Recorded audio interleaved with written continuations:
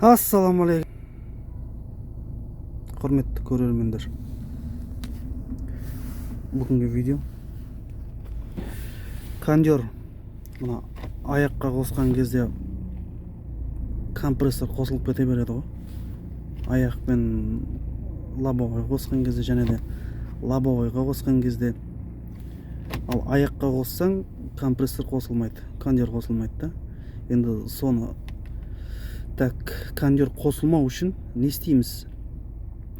Сол туралы видео. Ол үшін мына несін суырып аламыз. Одан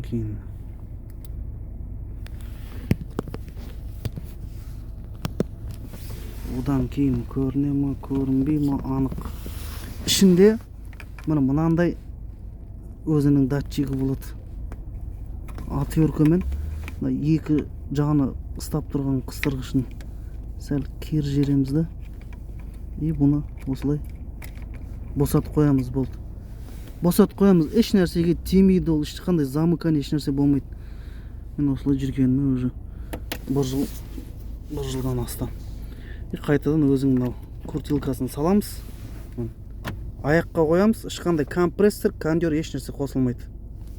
Лобовойға қойсаң да. Оны ертең жазда қайтадан қойып жүрем ба деген сұрақ мазаламасын. Мынаны қосасын.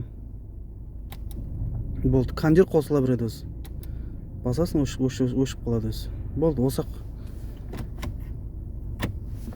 Бұның жарасы.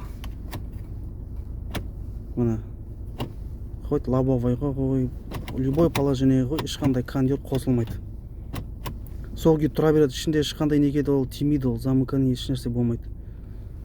Кондерді қосатын болсаң, мынаны басасын, кондер қосыла береді автоматически. Болды, осы видео.